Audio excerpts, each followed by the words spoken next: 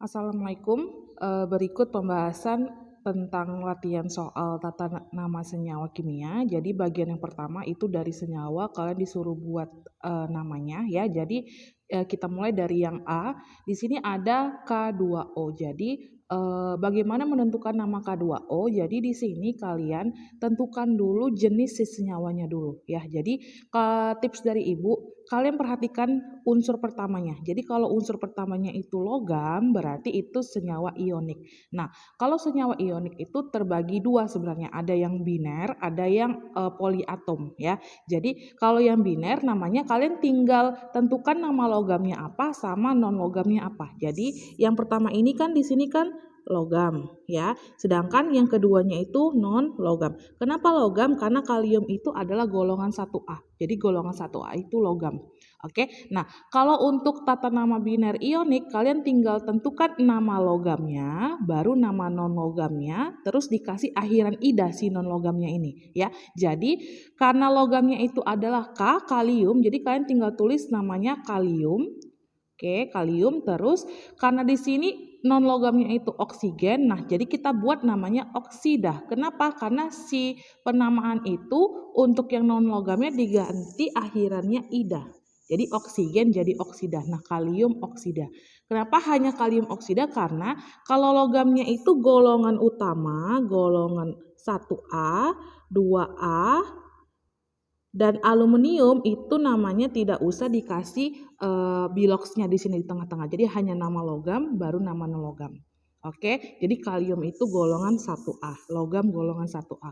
Jadi namanya hanya kalium oksida. Jadi si angka 2-nya ini di sini tidak usah ditulis kalau untuk yang si ionik ya. Kalau untuk ionik yang ada logamnya di depan itu tidak usah dikasih nama jumlah si unsurnya. Oke. Terus kita ke contoh yang B.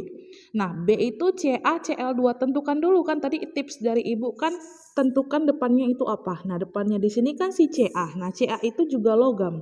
Nah, berarti kita pakai tata nama ionik. Nah, karena temennya itu cuma Cl, berarti kita pakai yang biner ionik. Nah, berarti ini si Cl kan non logam.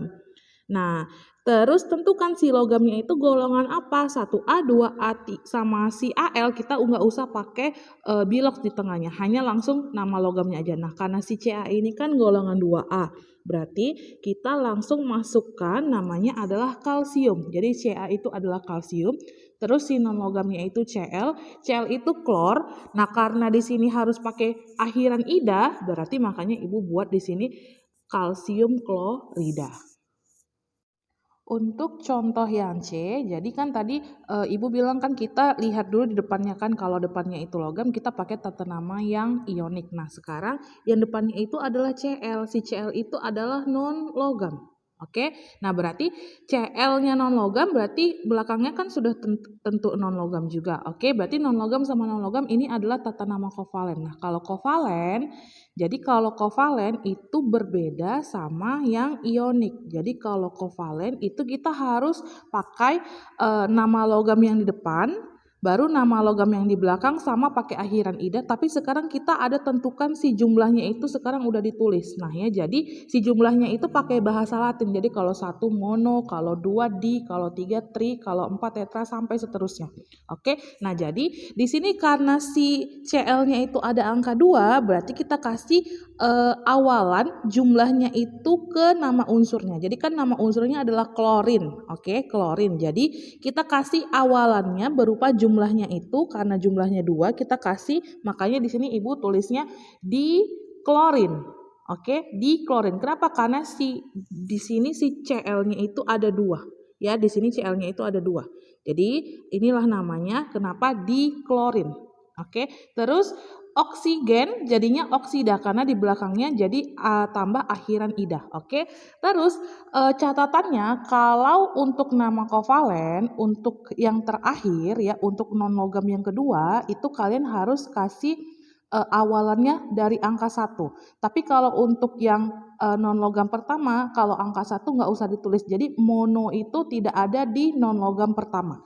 Jadi non logam pertama itu tidak ada mono. Ya, tidak ada mono. Nih, tapi kalau non logam kedua boleh ada mono. Jadi karena di sini O-nya 1, kita wajib kasih namanya monoksida. Jadi kalau satunya di depan bukan monoklorin ya, tapi klorin aja. Tapi karena di sini klorinnya ada 2, kita kasih diklorin. Monoksida karena O-nya cuma 1. Nah, kita lihat contoh yang D. Cl2O5 sama-sama Cl, sama-sama O. Tapi sekarang mereka jumlahnya sudah berbeda. Yang satu ada 2, yang satu ada 5. Ya kan? Jadi tinggal taruh aja si angka 2 sama angka 5-nya di depan masing-masing nama unsurnya. Jadi kan si Cl tadi klor ya, klorin. Tapi karena ada angka 2, kita kasih di sini awalan di. Oke, nah terus si O itu kan oksigen, jadi kita ganti menjadi oksida karena dia di belakang. Oke, terus di sini jumlahnya ada 5, berarti 5 itu bahasa latinnya adalah penta. Nah makanya di sini disebut diklorin pentaoksida. Masing-masing jumlahnya kita letakkan di depan nama unsurnya, itu untuk si kovalen ya. Oke, selanjutnya untuk contoh yang E, sekarang ada senyawanya MgOH 2 kali. Oke, jadi di sini di depannya ini adalah Mg. Berarti Mg itu kan logam. Nah, tapi sekarang unsurnya itu udah lebih dari 2. Jadi udah ada O, udah ada H, udah ada Mg. Berarti kalau udah lebih dari 2 kita pakai yang poliatomik. Nah, kalau pakai poliatomik kalian harus lihat ke daftar ion. Nah, jadi di sini si Mg digabungkan sama OH. Nah, si OH ini juga adalah penentu basa, penentu nama basa ya. Jadi kalau yang ada OH-nya gabung sama logam itu adalah nama basa. Oke, kalau nama basa si OH-nya ini diganti dengan nama hidroksida. Hidroksida. Jadi ingat ya, kalau ada yang hidroksida itu berarti nama basa. Oke, nama senyawa basa. Oke, nanti kita pelajarin. Nah, jadi di sini nama senyawa basa hampir sama dengan nama ionik tadi ya. Jadi tinggal buat nama logamnya baru ditambahin hidroksida. Jadi tidak usah ditambahin angka 2-nya di sini. Kalau untuk yang logamnya golongan 1A, 2A sama aluminium. Oke, jadi langsung tulis magnesium hidroksida karena Mg adalah magnesium. Selanjutnya yang contoh nomor F itu ada CaSO4. Nah, kita tentukan juga depannya dulu. Jadi si depannya itu adalah Ca, tetap logam, berarti pakai nama ionik ya. Terus di sini unsurnya udah ada S, udah ada O, udah ada Ca. Nah, berarti kan bukan biner ya. Karena bukan biner kita harus tentukan dulu dia itu terbentuk dari ion apa. Nah, berarti kan CaSO4, Ca itu udah jelas sih logamnya. Berarti kita cari di daftar ion SO4 itu adalah namanya sulfat. Jadi SO4 itu terbentuk dari SO4 2- itu namanya sulfat. Oke, karena di sini si Ca itu merupakan logam yang golongan 1A, 2A sama aluminium, berarti dia tidak pakai di tengah nama biloxnya ya, nomor biloxnya, berarti langsung ditaruh namanya kalsium karena Ca itu kalsium, sulfat karena SO4 itu adalah sulfat, jadi langsung kalsium sulfat. Selanjutnya yang contoh G itu ada FeCl3. Oke, jadi FeCl3 ini kalian tentukan. Si depannya itu si Fe, ya kan? Fe itu logam, tapi logam golongan transisi atau golongan B, bukan yang golongan 1A, 2A atau aluminium. Oke, berarti kita harus pakai di tengahnya itu ada angka. Angkanya itu apa? Yang di tengah ini namanya bilox. Bilox si logamnya.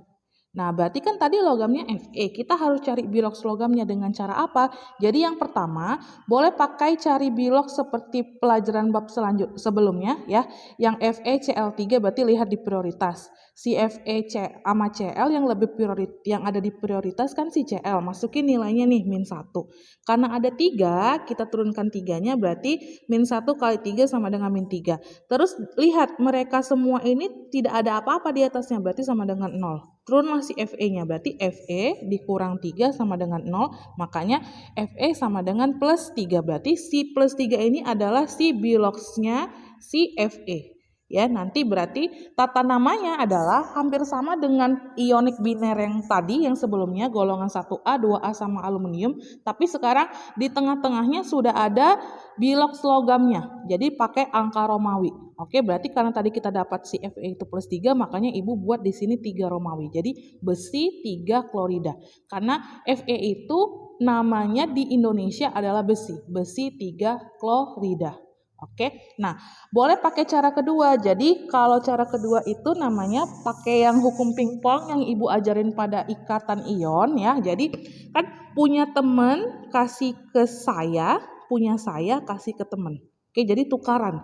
Jadi kalau misalkan ada angka di senyawanya itu di bawah, si indeks-indeksnya itu bisa ditukar. Jadi kan di sini Fe tidak ada angka, tapi kan sebenarnya ada angka 1 di sini kan. Oke, jadi si satunya itu pindahkan ke Cl, sedangkan si Cl ada angka 3, 3-nya pindah ke Fe. Jadi tinggal tukar silang aja. Oke, makanya karena di depan itu dia umumnya ion positif, sedangkan yang di belakang umumnya ion negatif, makanya jadi Fe3 positif karena 3-nya dari Cl, terus si Cl-nya jadi negatif karena si Fe-nya cuma ada 1, jadi tukaran. Oke, makanya di sini terbentuklah Fe3 positif sesuai sama aturan bilox. Kalau ion monoatom kita tinggal lihat muatannya aja, jadi biloxnya juga sama dengan positif 3. Boleh pakai cara yang ini, boleh pakai cara yang kali silang ini. Oke, jadi makanya namanya adalah besi 3 klorida karena Cl itu di belakang kan dia non logam, berarti namanya klor. Karena di belakang dia makanya harus ada akhiran ida. Ya, makanya jadinya besi 3 klorida. Selanjutnya ada yang H, itu nama senyawanya adalah NaH. Oke, jadi NaH di sini lihat depannya tetap Na kan, Na itu logam. Nah, berarti kan belakangnya sudah jelas non logam. Nah, berarti kalau logam sama non logam itu tadi ionik, ya kan? Tinggal tentukan logamnya itu golongan 1A, 2A aluminium atau golongan transisi. Oke, karena natrium itu golongan 1A, berarti kita pakai tinggal namanya nama logam plus nama non logam dikasih akhiran ida. Dan berarti nama logamnya itu natrium. Oke, nama non logamnya hidrogen, tapi karena dikasih akhiran ida, makanya namanya jadinya hidrida. Oke, hidrida. Jadi bukan hidrogenida, tapi hidrida. Jadi namanya adalah natrium hidrida.